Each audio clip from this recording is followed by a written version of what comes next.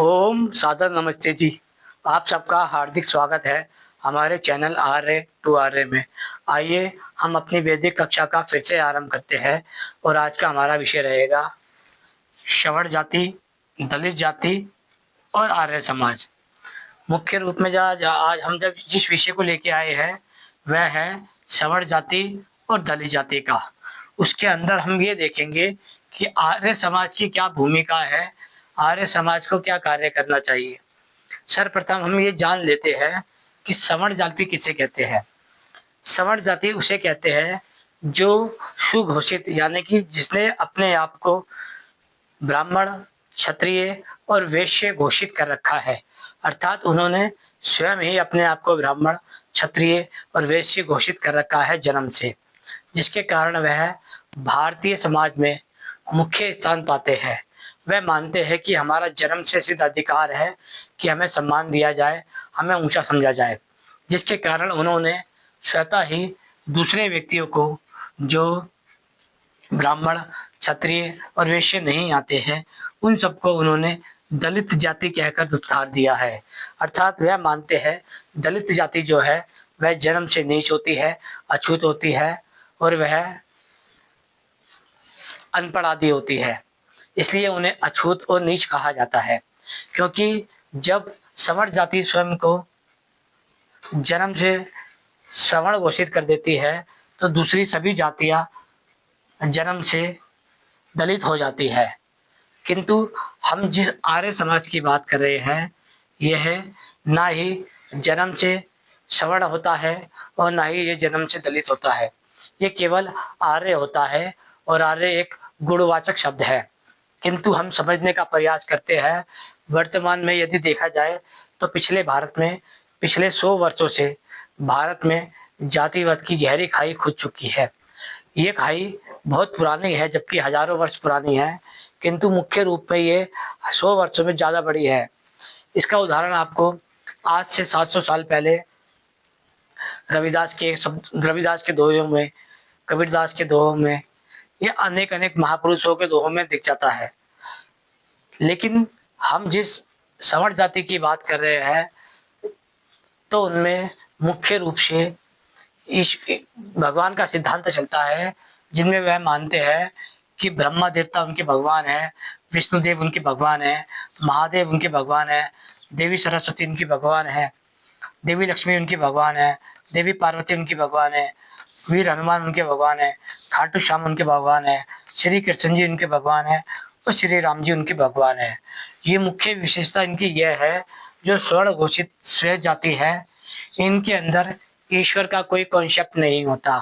अर्थात यह सब ईश्वर को नहीं मानते, यह सब अपने अपने देवी देवताओं को, अपने अपने भगवानों को मानते हैं, जिनमें ब्रह्मा, विष्णु, शिव, सरस्वती, लक्ष्मी, पार्वती, हनुमान, खाटू श्याम, श्री कृष्ण और श्री राम आते हैं। किंतु अभी पिछले 10, 20, 30, 40, 50 सालों से दलित समाज के अंदर ये दिशा बदल चुकी है। अब वह डॉक्टर अंबेडकर को अपना भगवान मानते हैं, महात्मा ज्योतिबा फुले को अपना भगवान मानते हैं, पेरियार को अपना भगवान मानते हैं, गुरु रविदास को अपना भगवान मानते हैं, महर्षि वाल्मीकि को अपना भगवान मानते हैं, संत कबीरदास को अपना भगवान मानते हैं, काशीराम को अपना भगवान मानते हैं, मायावती को अपना भगवान मानते हैं और देवी सावित्रीबाई फुले को अपना भगवान मानते हैं। किंतु हम जो सवर्ण जाति है, हम वह विरोध करते हैं कि ये जो सारे महापुरुष के नाम ये ले रहे हैं, जिसे दलित समाज अपना महापुरुष मानता है, यह सब भगवान और ईश्वर नहीं है। तब पलट कर दलित समाज कहता है कि ब्रह्मदेव, विष्णुदेव, महादेव, सरस्वती, लक्ष्मी, पार्वती, हनुमान, खाटू श्याम, श्री कृष्ण और श्री राम, ये सब भी ईश्वर नहीं है और ये सब भी भगवान नहीं है। यदि बात की जाए सवर्ण जाति के भगवानों की और दलित जाति के भगवानों की, तो इनमें से कोई भी ईश्वर नहीं है। ये बात तो पूर्ण रूप से निश्चित होती है।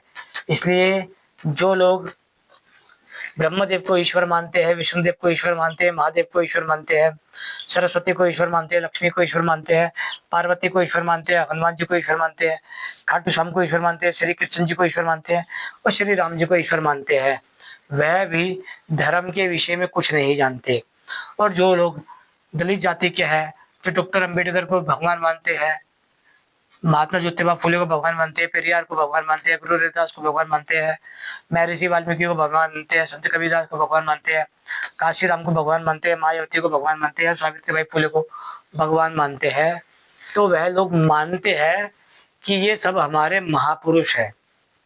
यदि बात देखी जाए अंबेडकर की, महात्मा फुले की, पेरियार की, रैदास की, वाल्मीकि की, कबीर की, काशीराम की, मायावती की और सावित्रीबाई फुले की, इन सबको इतिहास में एक ऐतिहासिक पुरुष के रूप में देखा जाता है।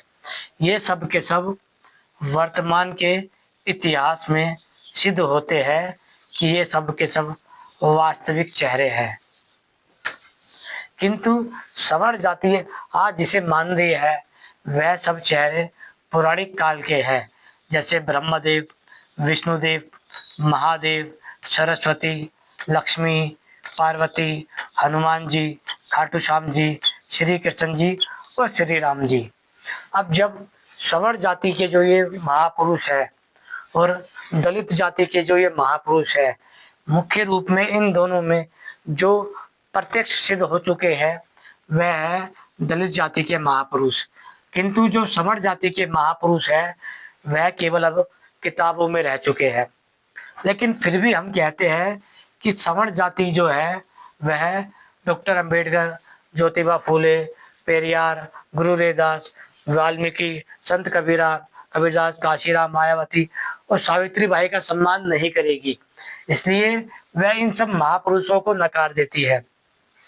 किंतु हम चाहते हैं, हमने इनको तो नकार दिया है, लेकिन दलित समाज हमारे महापुरुषों को ना नकारे। अर्थात हमारे अंदर ये जातीय द्वेष अहंकार है कि पहले तो हम स्वयं को सवर्ण जाति घोषित कर चुके हैं और अन्य सभी को दलित जाति घोषित कर चुके हैं। अब हम चाहते हैं कि हम उनके महापुरुषों को तो ना माने, लेकिन वह हमारे महापुरुषों को माने। किंतु सवर्ण जाति और दलित जाति अब ये जान चुकी है कि आप उनके महापुरुषों को नहीं मानते, नहीं सम्मान करते, तो अब वह भी इनका सम्मान नहीं करते। जैसे आप डॉक्टर अंबेडकर को भगवान नहीं मानना चाहते, वैसे ही ये दलित जाति अब श्री कृष्ण को, श्री राम को, ब्रह्मा विष्णु देव महेश को या लक्ष्मी पार्वती दुर्गा को देवी देवता या भगवान नहीं मानना चाहते। अर्थात यदि बात देखी जाए तो ये दोनों की तरफ से बराबर हो जाती है, ये बराबर होने से दोनों की तरफ ही कट जाती है। अब भूमिका आती है आर्य समाज की कि आर्य समाज पिछले 100 वर्षों से क्या कार्य कर रहा है। यदि भारतीय समाज की स्थिति देखी जाए, अब जो पिछले 10 से 15 साल आर्य समाज के बीते हैं, यदि उनमें देखा जाए तो आर्य समाज को यदि हम 4 भागों में बांट सकते हैं। पहला है जातिवादी आर्य समाजी, दूसरे है पौराणिक मानसिकता के आर्य समाजी, तीसरे हैं भाजपाई मानसिकता के आर्य समाजी और चौथे हैं स्वामी दयानंद के आर्य समाजी। अब ये स्वामी दयानंद के जो आर्य समाजी हैं वह डॉक्टर अंबेडकर का सम्मान करते हैं और श्री राम का भी सम्मान करते हैं। किंतु ये जो अन्य 3 है, जो जातिवादी है, पौराणिक मानसिकता के हैं और भाजपाई है, ये अंबेडकर का विरोध करते हैं, ज्योतिबा फूले का विरोध करते हैं, पेरियार का विरोध करते हैं, रैदास का विरोध करते हैं, वाल्मीकि का विरोध करते हैं, कबीरदास का विरोध करते हैं, काशीराम का विरोध करते हैं, मायावती का विरोध करते हैं, सावित्रीबाई का विरोध करते हैं। लेकिन ये चाहते हैं आर्य समाजी कि दलित जाति सवर्ण जाति का अपमान न करे और सवर्ण जाति के भगवानों का अपमान न करे, लेकिन सवर्ण जाति दलित जाति के भगवानों का अपमान करे और उनके महापुरुषों का अपमान करे, जबकि यह तो अपने आप में ही छल है। क्योंकि जब तक आप दलित समाज का सम्मान नहीं करेंगे तो दलित जाति भी सवर्ण समाज का सम्मान नहीं करेगी। ये तो साधारण सा नियम है कि एक्शन का रिएक्शन होता है, क्रिया की प्रतिक्रिया अवश्य होती है। किंतु हम ये बात अवश्य जानते हैं जिसका उद्देश्य स्वामी दयानंद ने हमें बताया था, आप इनको दलित जाति से निकालकर और इन्हें सुघोषित सवर्ण जाति से निकालकर केवल और केवल आर्य समाज का भाग बनाइए, जिससे यह सब केवल आर्य बन जाए।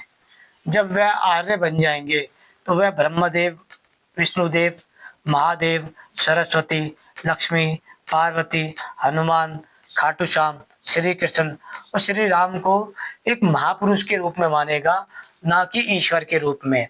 उसी प्रकार ये दलित जाति भी अंबेडकर को, महात्मा ज्योतिबा फूले को, पेरियार को, गुरु रविदास को, वाल्मीकि को, कबीरदास को, काशीराम को, मायावती को, सावित्रीबाई को एक महापुरुष के रूप में मानेंगी, और वह फिर इनको ईश्वर के रूप में नहीं मानेंगी, भगवान के रूप में नहीं मानेंगी। जब यह दोनों आर्य बन जाएंगे तब इनको ईश्वर की सानिध्य में आना पड़ेगा, जिसका निज और मुख्य नाम है ओम, जिसका अर्थ होता है सर्वरक्षक, सारे सिद्धांतों की रक्षा करने वाला, जो स्वयं निराकार है किंतु वह जड़ जड़ पदार्थ को गति देता है, जिसके कारण वह चेतन सत्ता सिद्ध होता है। आर्य समाज जब बन जाएगा, निर्माण हो जाएगा, तब वह पत्थरों पे विश्वास खत्म कर देगा और वह विद्या आदि के गुरुकुलों को प्राथमिकता देगा। चाहे वह दलित जाति के लोग हो, चाहे वह सवर्ण जाति के लोग हो, वह ये समझ जाएंगे कि पत्थर को पत्थर समझना चाहिए और विद्या को विद्या समझना चाहिए, जड़ को जड़ समझना चाहिए और चेतन को चेतन समझना चाहिए। लेकिन उसके लिए उन्हें आर्य समाज में आकर आर्य बनना होगा, ईश्वर के सानिध्य में रहना होगा, ईश्वर को निराकार मानना होगा और गुरुकुल आदि के विद्याओं को समर्थन करना होगा। इन अन्य जो महापुरुष हैं उन सबको ऐतिहासिक महापुरुषों के रूप में देखना पड़ेगा। ऐसा नहीं है कि आप किसी को भगवान माने, चमत्कारी माने, क्योंकि चमत्कार तो एक अंधविश्वास होता है जो समाज को नष्ट कर देता है। अब यदि आप कहते हैं किसी कारण से कि अंबेडकर, महात्मा ज्योतिबा फूले, पेरियार, गुरु रविदास, गुरु वाल्मीकि, कबीरदास, काशीराम, मायावती, सावित्रीबाई, इनमें कुछ दोष है, कुछ अवगुण है, तो वह अवगुण ब्रह्मदेव, विष्णुदेव, महादेव, सरस्वती, लक्ष्मी, पार्वती, हनुमान, खाटू श्याम, श्री कृष्ण और श्री राम में भी दिखाई देते हैं। अब जब, क्योंकि इनके जो धर्म ग्रंथ है वह दलितों ने नहीं लिखे और दलितों के जो धर्म ग्रंथ है वह सवर्ण जाति ने नहीं लिखे, इसलिए हमें ये तो समझ आ जाता है कि जो सवर्ण जाति के पौराणिक धर्म ग्रंथ है वह दोषित है, नष्ट होने लायक है, समाप्त करने लायक है। उसी प्रकार जो इन महापुरुषों के, दलितों के महापुरुषों के जो साहित्य है, जो दोष युक्त है उसे शुद्ध किया जाना चाहिए और जो अवगुण है उन्हें निकाल देना चाहिए, लेकिन उन दोनों को ही ऐतिहासिक पुरुष के रूप में समझना चाहिए। फिर आता है कि दलित जाति को अपना दलित जाति छोड़नी पड़ेगी, सवर्ण जाति को अपनी सवर्ण जातियां छोड़नी पड़ेगी, अर्थात उन्हें जन्म से दलित मानना छोड़ना पड़ेगा और उन्होंने को जन्म से सवर्ण मानना छोड़ना पड़ेगा, क्योंकि वह केवल आर्य रहकर आर्य समाजी बन सकते हैं और आर्य ही होकर कार्य कर सकते हैं। फिर आता है जब वह दलितपन से सवर्ण जाति के अवगुण से निकल जाएंगे तब वह केवल आर्य हो जाएंगे। आर्य होने के बाद ही उनका सामाजिक विवाह हो सकता है, जिन्हें हम अंतर जातीय विवाह कहते हैं, अर्थात एक आर्य का दूसरे आर्य में विवाह किया जाना चाहिए, जो स्वामी दयानंद की इच्छा थी। यदि कोई आर्य समाजी ऐसा नहीं करता है तो वह नकली आर्य समाजी है, स्वामी दयानंद के सिद्धांतों की हत्या करने वाला है, स्वामी दयानंद और स्वामी सदानंद के बलिदानों को नकारने वाला है। फिर आता है जब दलित जाति और सवर्ण जाति अपना जातीय अहंकार छोड़ देंगे तब वह केवल आर्य समाजी हो जाएंगे। आर्य समाजी होने पर उनका सामाजिक विवाह हो जाएगा, फिर वह सामाजिक एकता के बंधन में बन जाएंगे और वह सामाजिक समानता के बंधन में बन जाएंगे। इसलिए जब हम कहते हैं कि जो सवर्ण जाति है वह दलित जाति का सम्मान नहीं करती और दलित जाति के महापुरुषों का सम्मान नहीं करती, तो इसकी प्रतिक्रिया में दलित जाति भी अब सवर्ण जाति का सम्मान नहीं करती और सवर्ण जाति के भगवानों का सम्मान नहीं करती। अब जबकि ये समस्या सामान्य रूप से सबको समझ आ चुकी है, तो हमें समाधान की ओर जाना चाहिए। सर्वप्रथम आर्य समाज को शुद्धि करनी चाहिए अपने आर्य समाजियों की, जो जातिवादी हो गए हैं, पौराणिक मानसिकता के हो गए हैं, भाजपाई मानसिकता के हो गए हैं। क्योंकि जब तक यह है स्वयं दयानंद के आर्य नहीं बनेंगे, स्वामी दयानंद के बातों को नहीं मानेंगे, उनके विचारों को आगे नहीं बढ़ाएंगे, तब तक इनके अंदर जातीय अहंकार, पौराणिक अहंकार और भाजपाई अहंकार बैठा रहेगा, जिसके कारण यह स्वामी सहजानंद के कार्यों को पीछे की ओर ढकेलते रहेंगे, ना कि आगे की ओर। सर्वप्रथम हमें समझना चाहिए कि जो व्यक्ति आर्य समाज में आया है उसे आर्य बनना चाहिए, ना कि केवल समाज का भाग बनकर आर्य समाजी बन के रह जाए। इसलिए उसे आर्य होना चाहिए और आर्य समाज को आगे की ओर बढ़ाना चाहिए। उसे जातिवाद छोड़ देना चाहिए, उसे पौराणिक मानसिकता छोड़ देनी चाहिए और उसे भाजपाई मानसिकता छोड़ देनी चाहिए, क्योंकि इनके पास कोई दूसरा ऑप्शन नहीं है कि आप दलित जाति को और सवर्ण जाति को आर्य बनाए बिना इन दोनों में एकता को परस्पर बैठा सके। इसलिए जब तक हम सवर्ण जाति को और दलित जाति को आर्य नहीं बना देते, तब तक भारत में सभी समस्याएं ज्यों की त्यों बनी रहेगी। लेकिन इसके लिए इन तथाकथित आर्य समाजियों को अपना जातीय अहंकार, पौराणिक अहंकार और भारत भाजपाई अहंकार को छोड़ना होगा। यदि उन्होंने जातीय अहंकार और भाजपाई अहंकार को नहीं छोड़ा तो भारतीय समाज पूरी तरह से नष्ट होगा और फिर से गुलाम हो जाएगा। इस बार जब गुलाम होगा तो आर्य समाज इसका मुख्य दोषी हो जाएगा। आशा करते हैं विषय समझ आया होगा। समझ आया है तो वीडियो को लाइक कीजिएगा। ओम नमस्ते।